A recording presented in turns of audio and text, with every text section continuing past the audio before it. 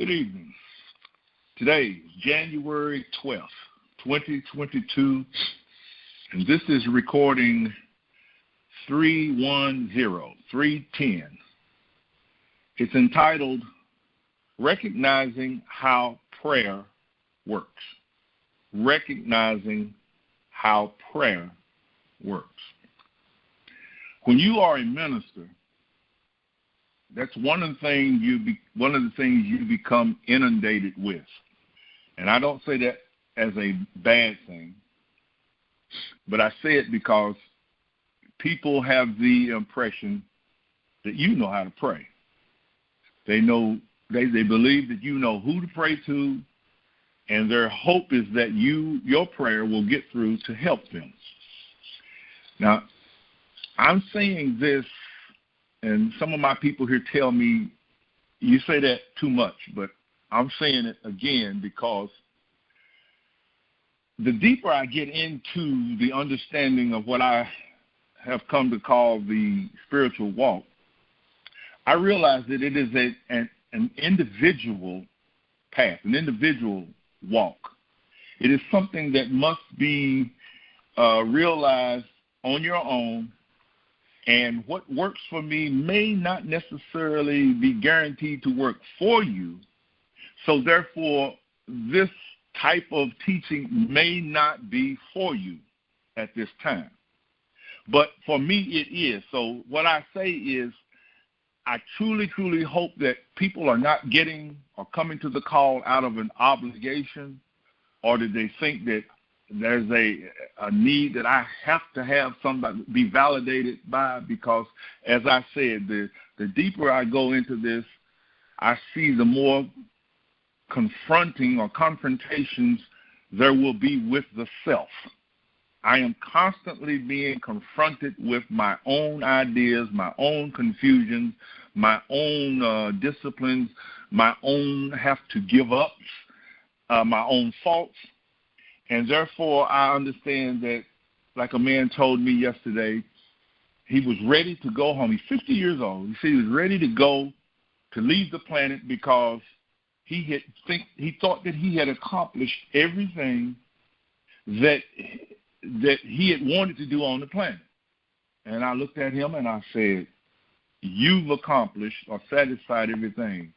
But have you given it any thought to ask the Creator, did he have anything that he wanted for you to do here? And he went, well, not really. I said, well, that might give you a reason to stay a little while longer. And then I get prayers all the time. I get requests all the time. Pray for me, pray for me. And it gets me to thinking, just what is prayer? What is it? Why do people ask others to pray for them? And why does it work, and why doesn't it work?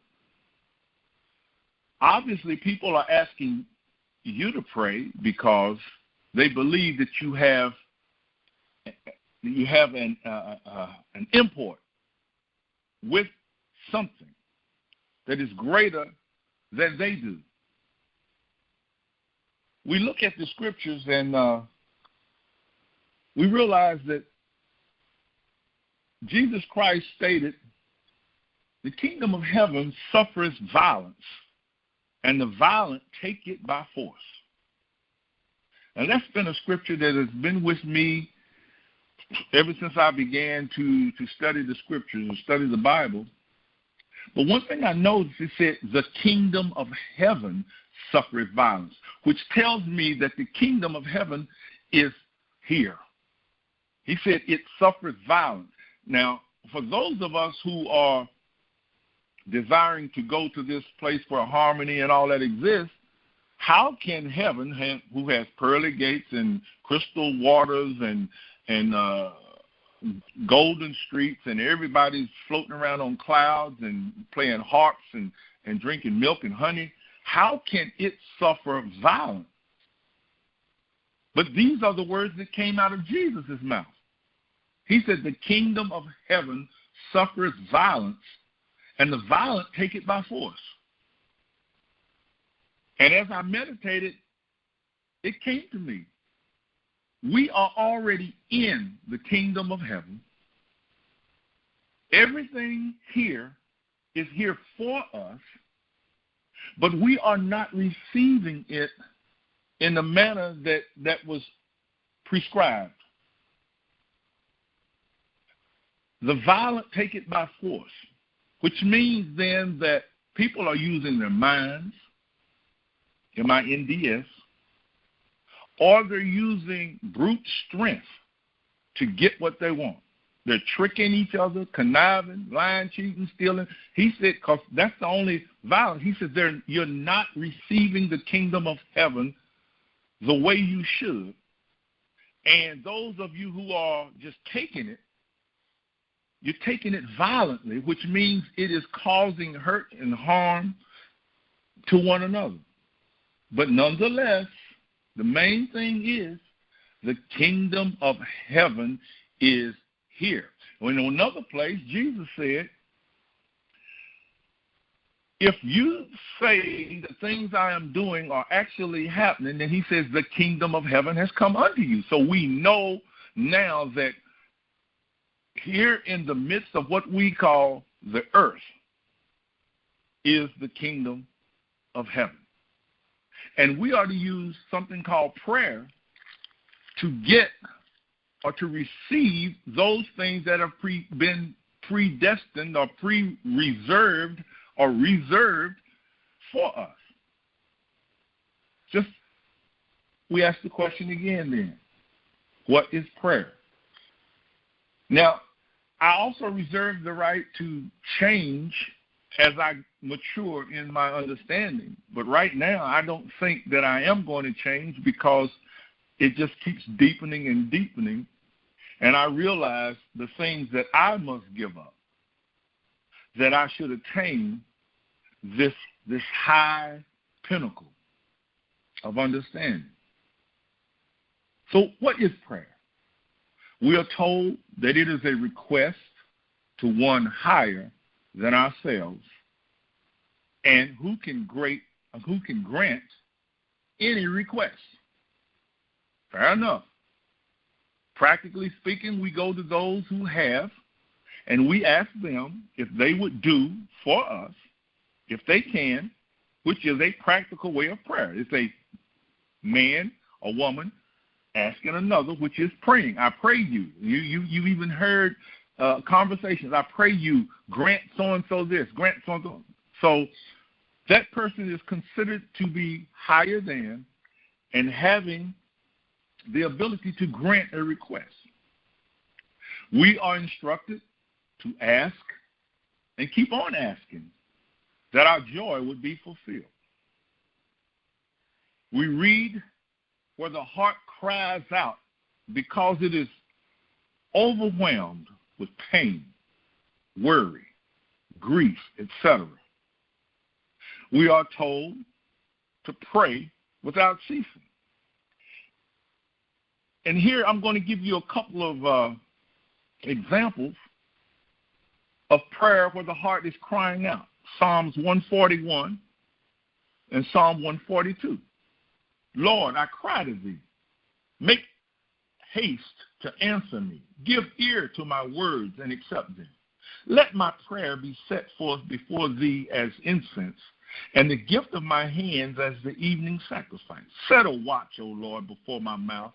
Keep the door of my lips, so that my heart may not incline to evil things and practice wicked works with men who work iniquity. Let me not eat salt with them. Now jump down to 142. I cried to the Lord with my voice, and with my voice to the Lord did I make my supplication. I poured out my complaint before him. I showed before him my trouble. When my spirit was overwhelmed within me, then thou knewest my path. In the way wherein I walk, have they secretly laid a snare for me. I looked on my right hand, and there was no one to advise me. Refuge failed me. No man cared for my soul. I cried to thee, O Lord. I said, thou art my hope and my portion, O Lord, in the land of the living. Attend to my cry, for I am brought very low. Deliver me from my persecutors, for they are stronger than I.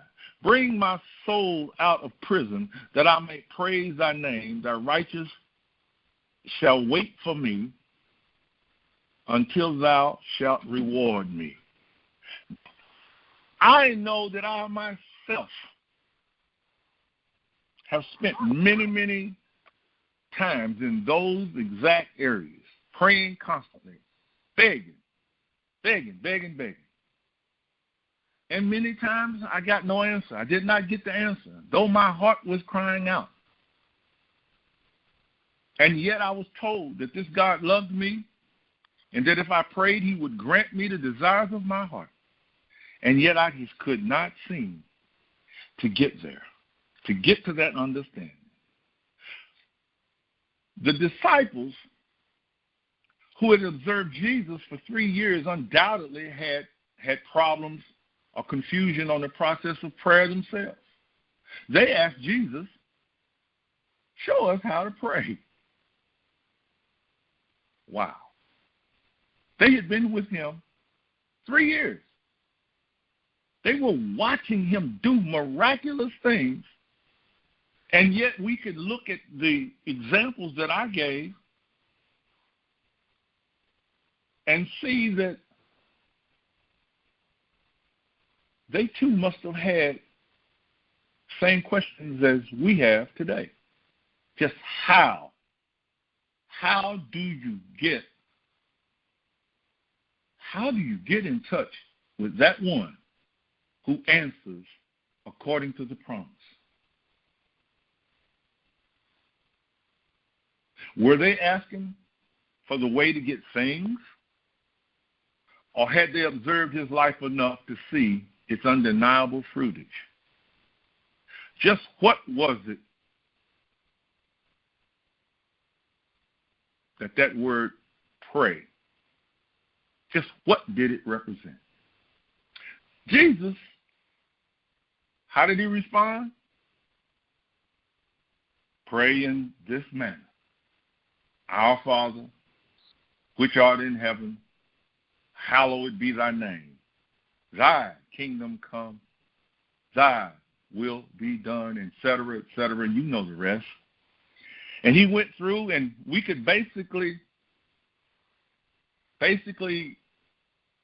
summarize it by saying Jesus simply said, pray believing.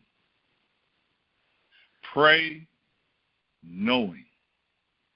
You see, it's no wonder that with so many ways that we might interpret any situation that's before us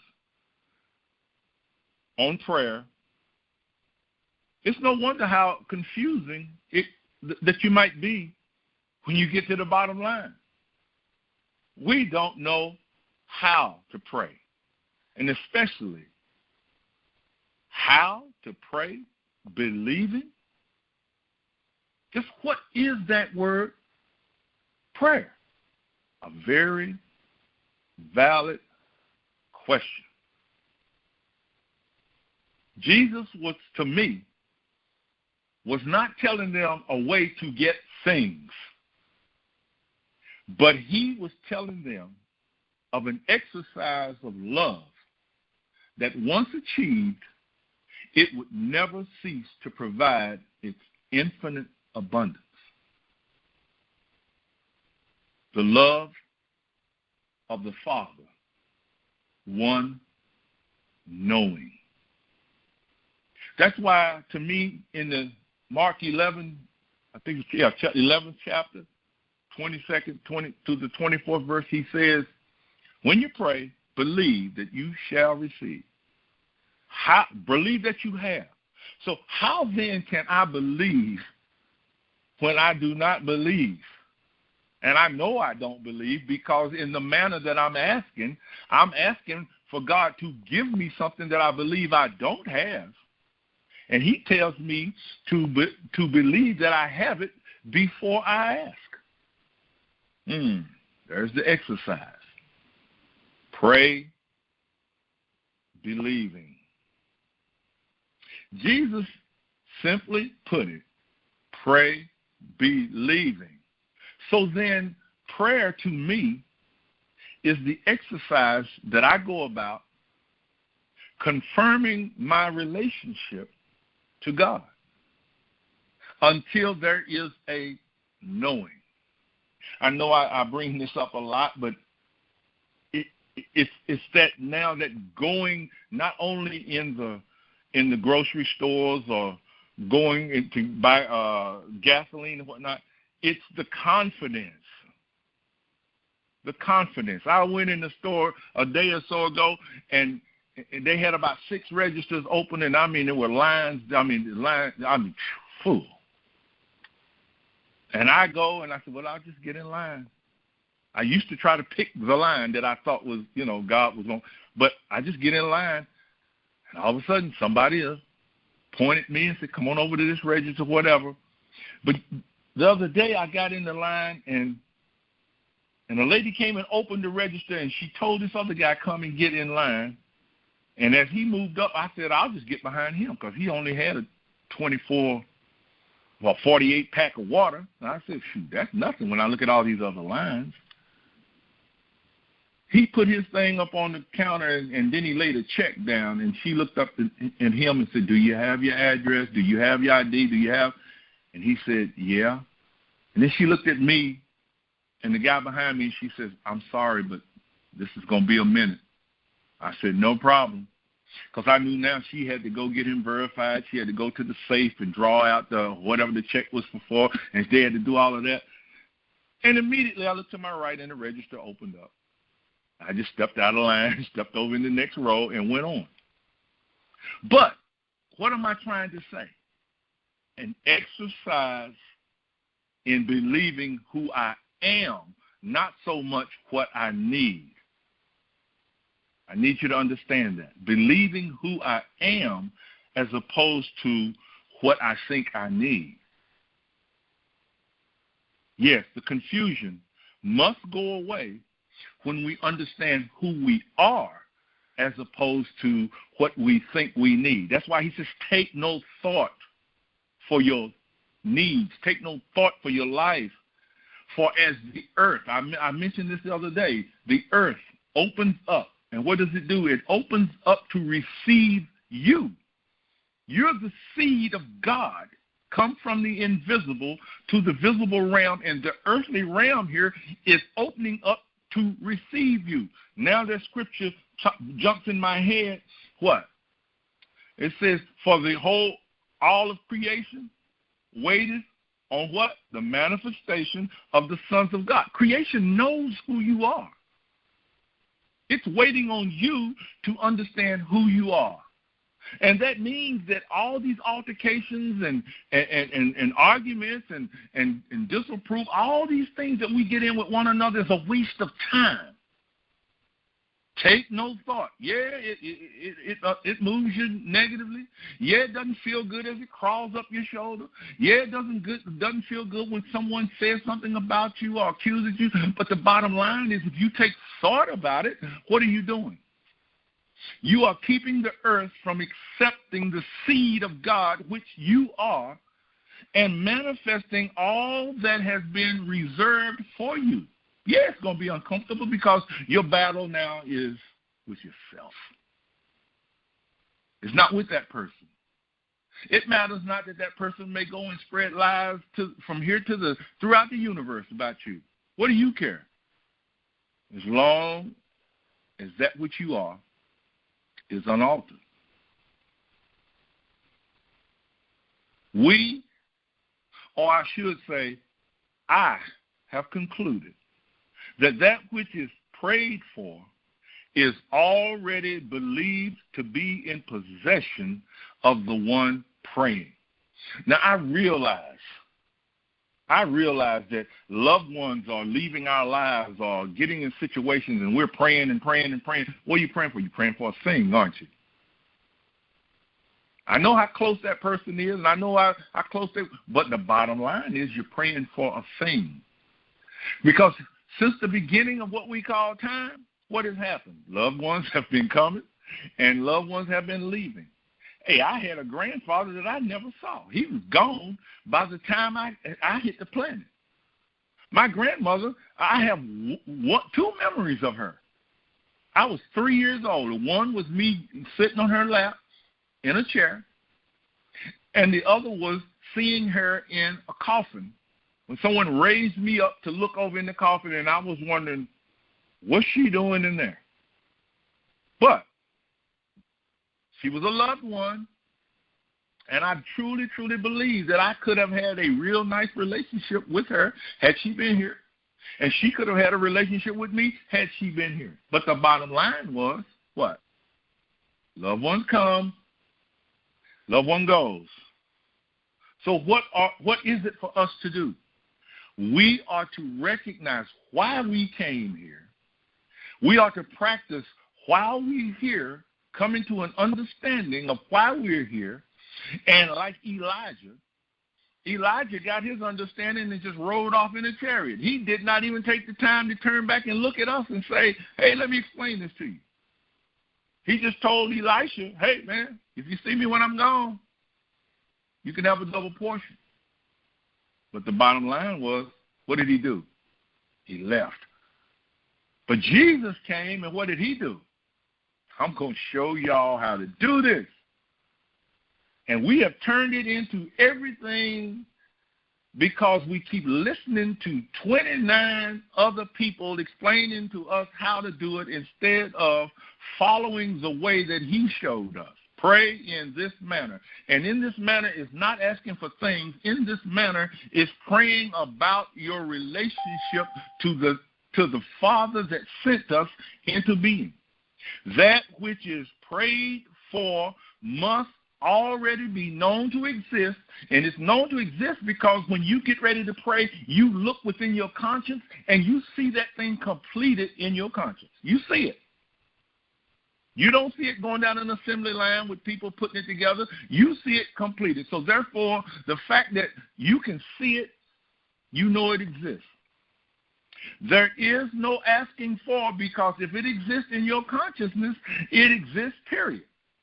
When it exists in your consciousness, you have the ability to put it together and bring it, because the earth is honoring your understanding of who you are, and it's going to bring that thing into existence. There is no asking for, but an acknowledgement of every good thing. Jesus said, when you see me, you see him that sent me. And we'll get into this a little bit more on Sunday. Prayer, then, is the exercise of one knowing the superior one and their relationship to it. That's what prayer is. When I come to the realization that I can walk in a store knowing that all good is going to come to me without bringing evil or whatever to anyone else in that store, that is knowing my relationship. I'm not going in the store asking, give me a line where I can get in and get out. No, I go in knowing. Today I went to the store and was in the store when I realized, man, you in the store. And then in the next voice it was, and I'm in the store. Why? I know I'm going to get in, and I know I'm going to get out. And just to show y'all what happened the other day, when I left the store, I looked back on my way out, and all those lines were still there, even with the 2 registers that had just opened up. No one was in those lines. And I said, people are just like they are sheep. And get in line. And they stand in the line talking about how hard it is to get through, and there were 2 registers open. And I just shook my head and went on out the store. Prayer, then, is one constantly exercising their rights. And where are these rights being exercised? In consciousness. Not out in the streets, in consciousness. That is the right to everything that makes the visible existence harmonious. Do you have that right, or are you looking for that right? That is the difference to me of what prayer is. The right to everything that makes the visible existence harmonious. I have that right. How do I know I have it? Because I constantly sit and practice exercising the truths that are found in the promises, and I sit with the truths until I feel or hear or understand, wow, that's the truth. That's what I am. That's what belongs to me. Jesus says in the Aramaic text, I am the living God. Whoa. I am the living God. Did you just see how you felt when you said that to someone? You just went, oh my gosh, I can't do that, real. See? Don't say that. But when Jesus said it, what did he know? He knew he was the living God. He had proven to himself so many times that he knew that when you see me, you see him that sent me. Have I been with you so long that you don't know who I am? When you see me, when you look to the Father, look at me. But he had practiced and practiced and practiced to where he was now resting, not in ego. He was resting that the invisible God that sent him into existence was the same God that he was, that had taken on a bodily form. And to the point that Paul stated